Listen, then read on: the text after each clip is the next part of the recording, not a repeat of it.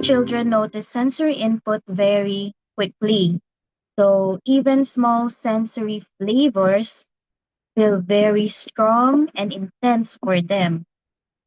So even when we whisper, for them it's very loud.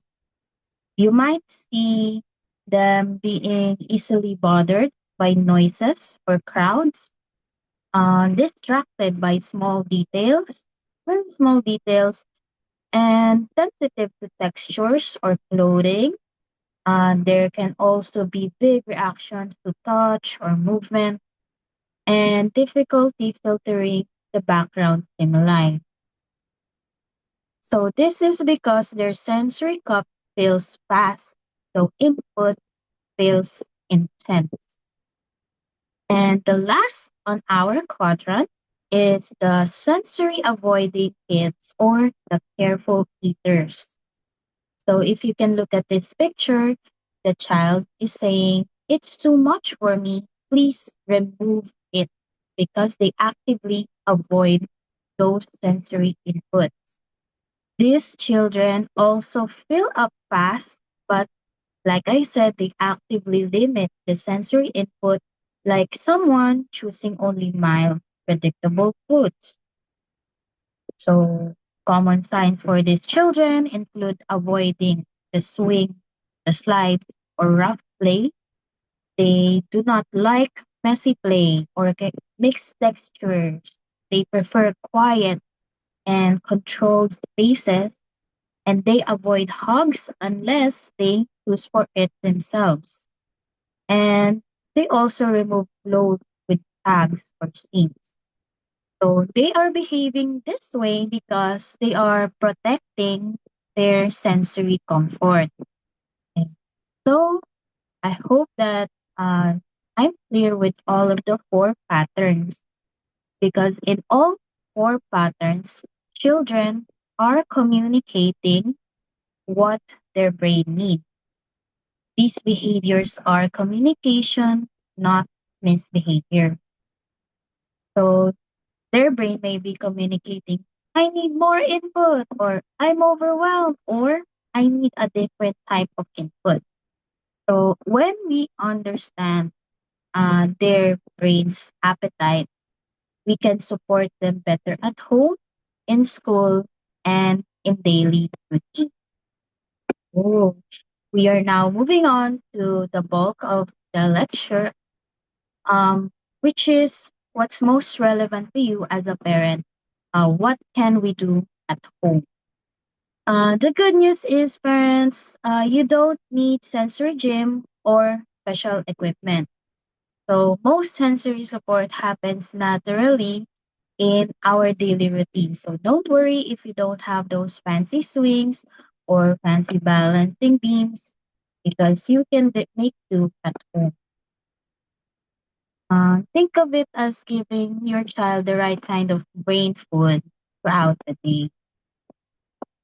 Okay, I hope that you will listen because later on I will present something, a case that we can all think about. Here are just some few general guidelines that can help you support your child's sensory needs at home. First, we observe your child. Notice what they avoid, what they crave, and what helps them calm down. Because when you notice, that's when you know where you can react or act.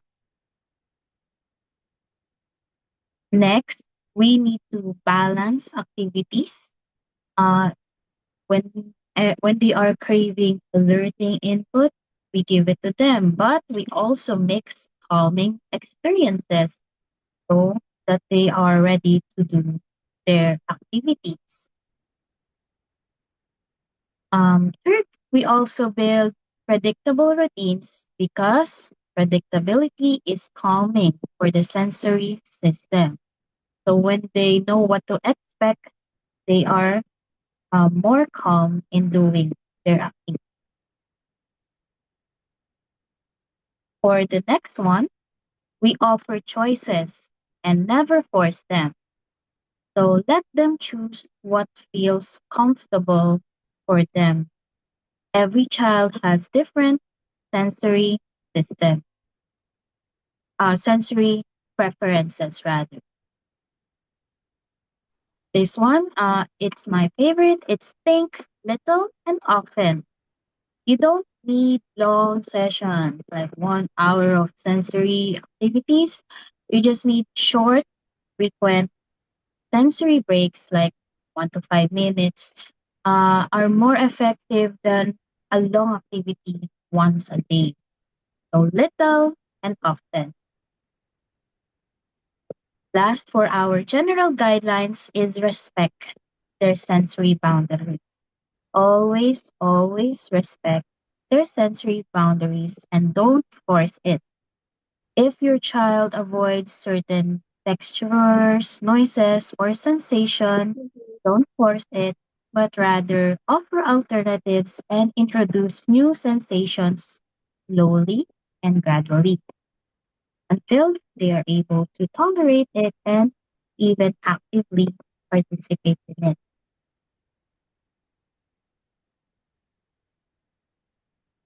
Next, let's talk about simple, everyday strategies that you can use without adding the extra work.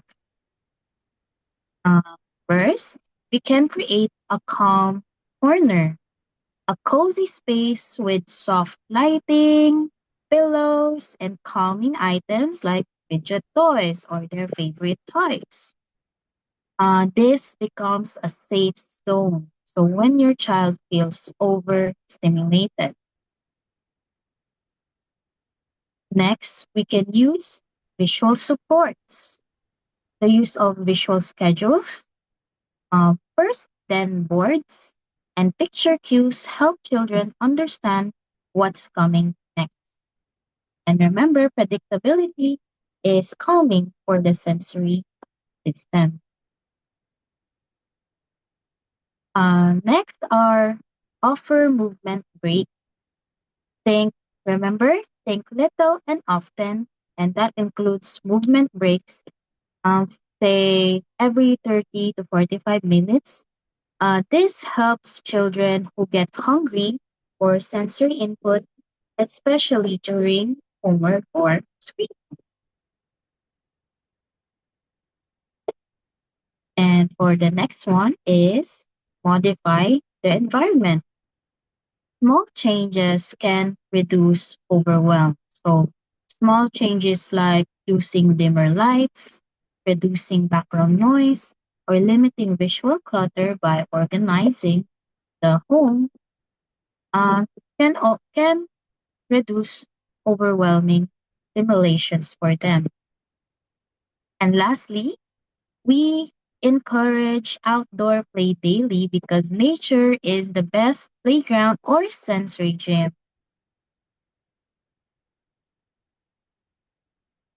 So I hope you're still with me because now I'm going to talk about home activities per sensation.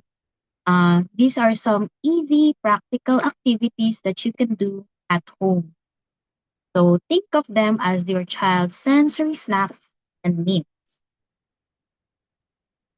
First, we have the tactile system, the touch. We provide them with messy fun. These activities help kids get used to different textures. So whether it's Play-Doh, kinetic sand, or kaya rice bins, water play, finger painting, and even helping in the kitchen with mixing or kneading dough.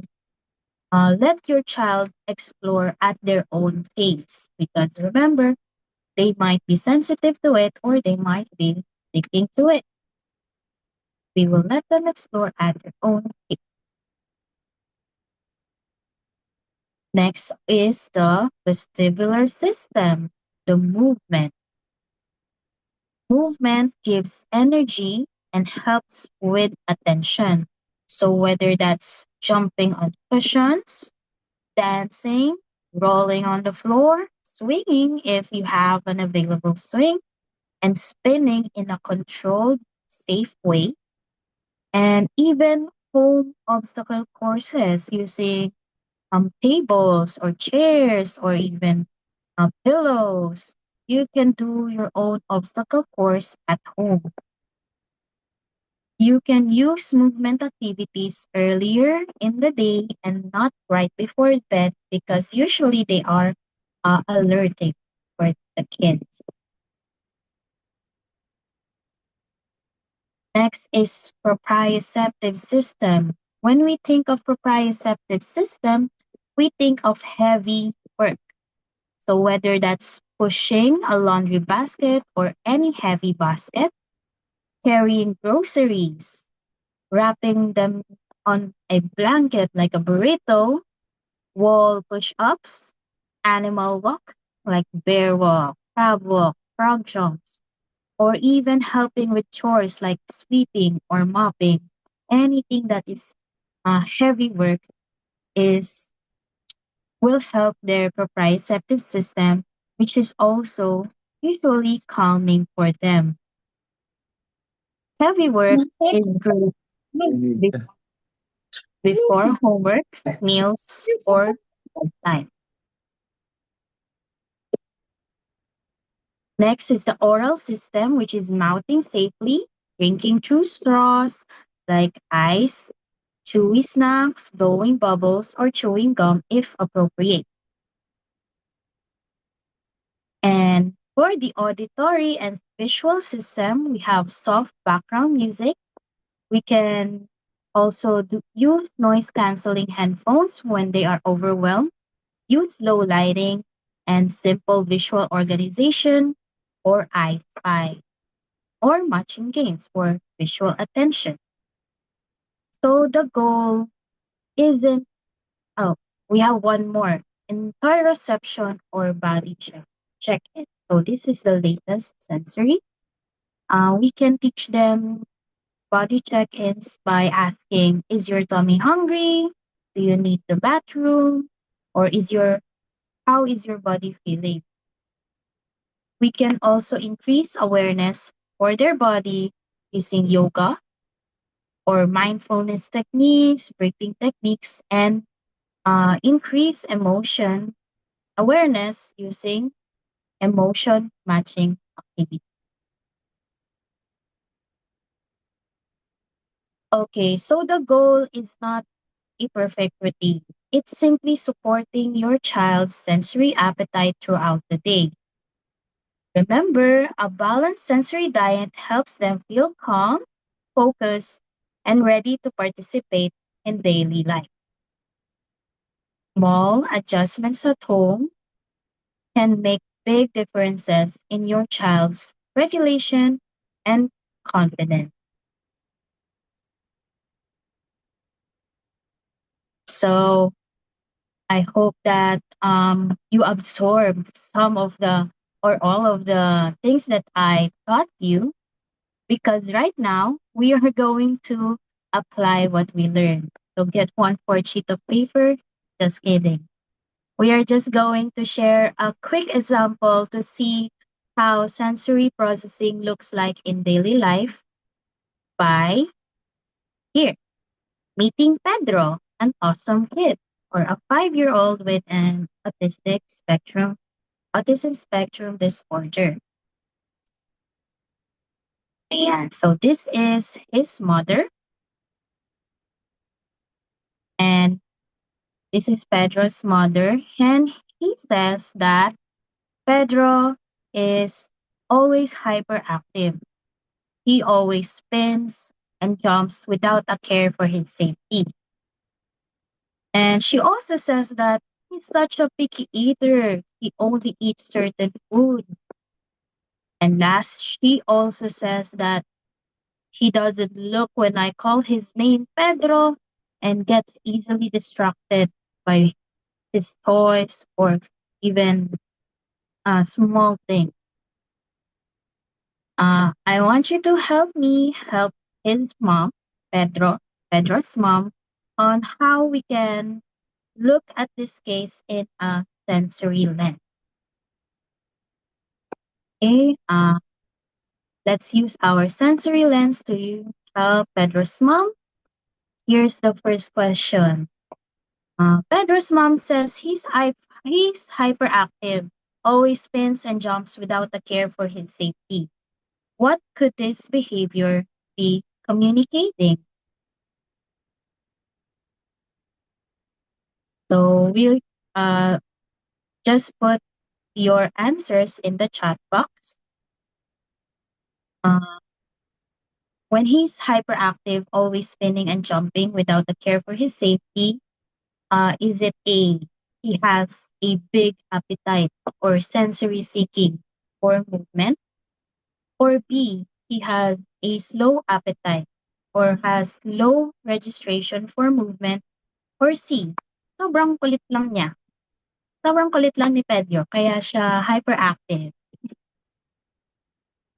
Please message in the chat box what you think this behavior is communicating.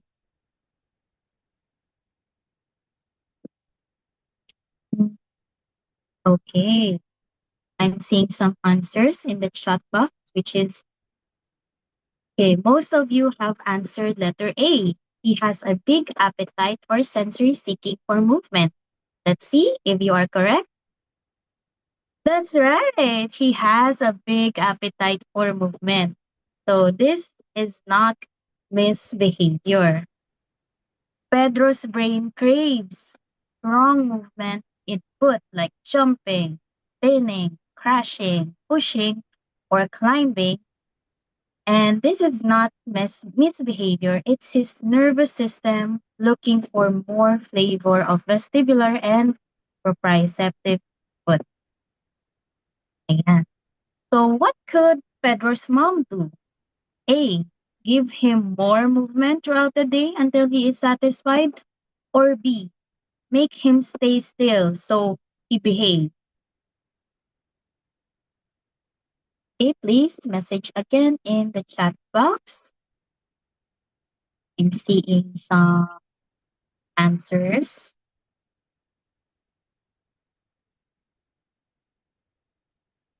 Okay. So once again, most of you have answered A. Give him more movement throughout the day until he is satisfied. Let's see if it's correct. Yes, we can give him more movement, such as we can also provide him safe movement outlets before challenging tasks. Oops. We can also offer heavy work snacks throughout the day and make routines movement friendly. So, can you think of some examples of safe movement activities that we can do for Pedro? Mm, I discussed some examples earlier. I'll give one. I think we can do animal walks or dancing. Hmm. Someone said swimming and jumping on a trampoline. You're very correct. We can also do carrying groceries or laundry, pushing or pulling heavy baskets, and helping with simple chores. We can also do dance breaks in between the activities or give him fidget or resistance band on chair during seated tasks. Thank you for answering. We are now moving on to her second chief complaint, which is he's such a picky eater. She only eats certain foods. What could this behavior be communicating? Is it A, he has a slow appetite or low registration for tactile sensation? B, maarte lang siya, kaya ayaw niya yung ibang food. Or C, he is sensory sensitive for tactile sensation. What do you think? Hmm. Okay, once again, put your answers in the chat box.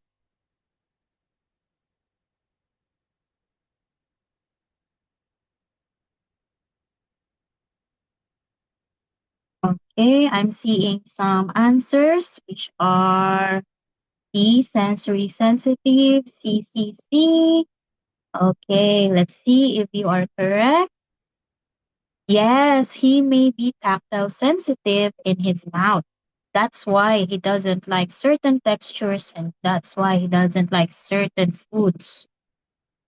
Pedro may be sensitive to textures, temperature, smell, and pressure in his mouth, which can mean certain foods feel too spicy for his sensory system. Now, let's help Pedro's mom with deciding what could she do with her problem of being a picky eater. Is it A, force him to eat a variety of foods so he gets used to it, or B, respect his current threshold and gradually expose him to different food? Please answer in the chat box. Okay, I'm seeing some answers which are letter B. Respect his current threshold and gradually expose him to different food. Let's see what's the correct answer. Yes, it's letter B. We always respect and never force. Um, so here's what Pedro's mom can do. We can start with exploration and not eating, say letting him smell, touch, or lick new foods without pressure. We can also pair new foods in tiny amounts with preferred ones and modify textures by offering gentle variations. Some kids prefer crunchy and others prefer soft, so we can offer gentle variations with this one. Thank you for answering, everyone. We now have uh, the goal with this problem is to gradually reduce the too much feeling and help his mouth feel safe. We are now moving on to Pedro's mom's third chief complaint or problem. She says he doesn't look when I call his name and gets easily distracted. What could this behavior be communicating? Is it A, he just doesn't care for other people? Is it B, he has a low registration or slow appetite? Or C, he is sensory avoiding or careful eating? Hmm, when he doesn't look, what could it be?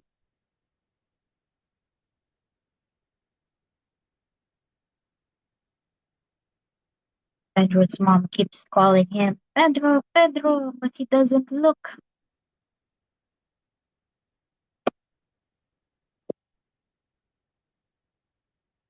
A, some are answering letter B. Most of you are answering letter B. He has slow and registration or slow appetite. Okay, we are putting on our sensory lens and answering low registration. Let's see if you're correct. It's yes, it is letter B. He has a low registration. So it's not that he's ignoring you or he doesn't care for other people. He may not notice sensory cues quickly. So things like sounds, instructions, or even people calling his name. He's not ignoring, his brain just needs more input to register. So what can Pedro's mom do with this particular problem? Is it A, shout his name until he looks at you? Or B, use multimodal cues to call him and instruct him? Hmm. Hmm. Okay, I'm seeing some um letter B's. No one will answer letter A. Let's see if you're correct. Yes, the answer is letter B, using multimodal cues to help to call him and instruct him. Um, the goal is to help information stand out so he can catch it. So things like touching his shoulders and calling him or saying his name, using visual cue like gestures, Pedro, come here, or Pedro, point to the shoes, or even pictures. We can also reduce computing sensory input by turning off the TV or moving to a quieter spot or even turning off the light.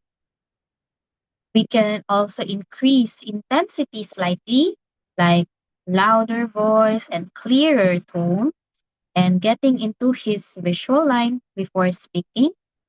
So, and important is using short, simple instructions like Pedro, shoes, rather than Pedro, let's put on our shoes and blah blah blah.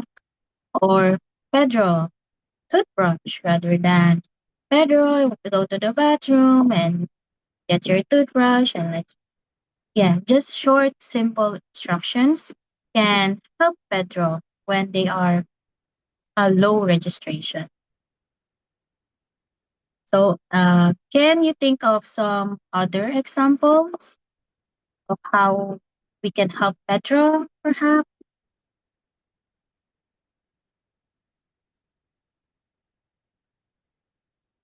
If not, we are okay. So, Pedro's mom says that now that I know the underlying sensory needs, I can care for my awesome son better. Pedro's behaviors are not intentional misbehavior. They are usually sensory driven responses. So, if we can summarize it, he's always jumping, spinning because he's seeking sensory input. That's why we provide safe movement and heavy work. He is a picky eater because he is either sensitive in his mouth. That's why we expose him slowly and offer texture support. And he's not responding to his name because he has low registration. So we can boost cues and reduce distraction. By matching the strategies to his sensory patterns, parents can make daily routines calmer, easier, and more successful for Pedro and your child and the whole family. So I hope the case of Pedro, an awesome kid, help you in understanding the sensory integration, how important it is, or how it looks like, and what you can do as a parent. So before we wrap up, here are a few key takeaways. First, sensory processing is the foundation for learning, play, and daily life. Every child experiences and reacts to sensory input differently. And lastly, parents play a huge role. You don't need fancy tools. Simple activities at home can make a difference, and simple changes in routine can make a huge difference. Remember, a well fed brain is a happy, calm, and ready to learn brain. So that's it for my presentation, Making Sense of Sensory Integration, a Parent's Guide. I hope that you learned something, and I hope that this can help you help your child. Okay, thank you, everyone.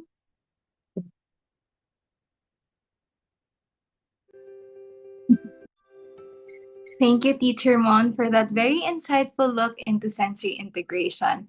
I'm sure that a lot of our participants were able to relate to your talk and got some really helpful tips from that as well.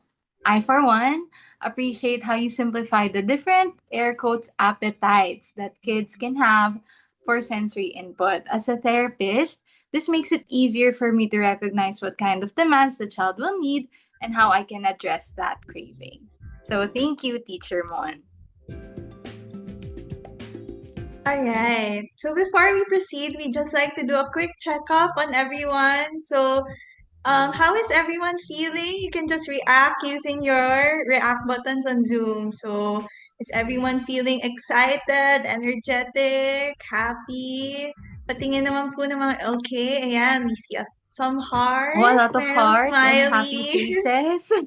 Learned a lot. Wow, that's great po. Very nice to hear.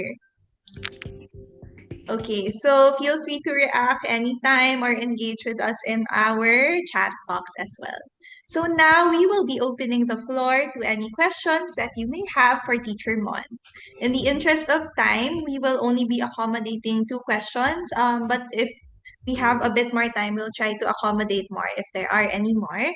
However, if you still have a question that was not asked today, you may simply email us at sandboxwebinarseries@gmail.com, and we'll do our best to get back to you with an answer as soon as we can. So, for those of you with any questions or clarifications, you may now press the raise hand button so that we can acknowledge you. Either press the raise hand button or you can also chat in the chat box. Does anyone have any questions?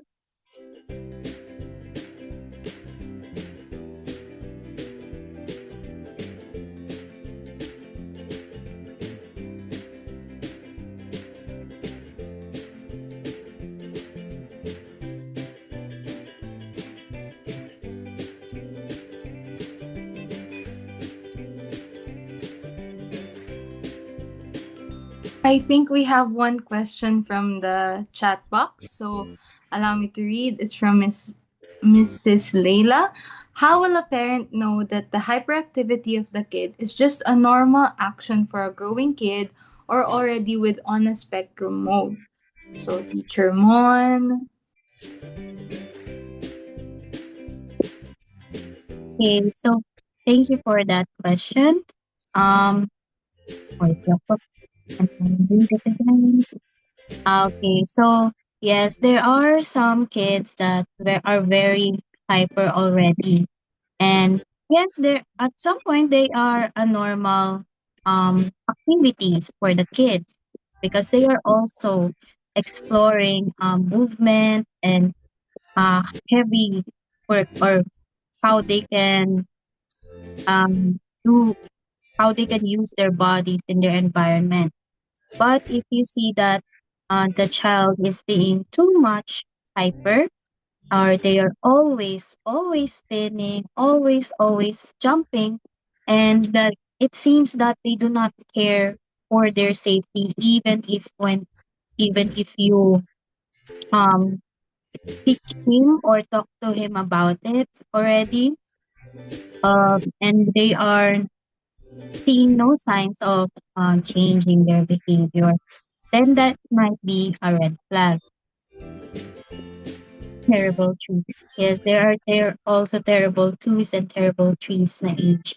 And ayun nga po, if it's too much spinning and they are always doing it, and even when you provide like movement activities na safe, uh, like structured movement activities, and they are still not satisfied, that can be a red flag. But that red flag that you will have to consult your dev ped or doctor about.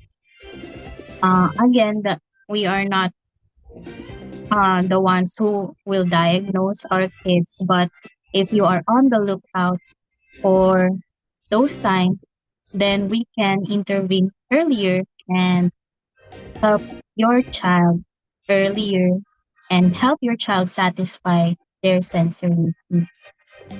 So, and that's it. I hope I answered your question po.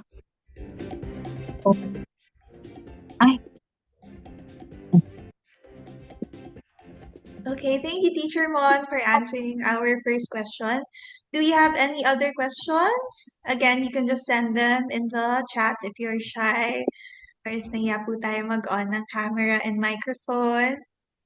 If you don't want to chat in the group chat, you can also direct message any of the hosts or the organizers.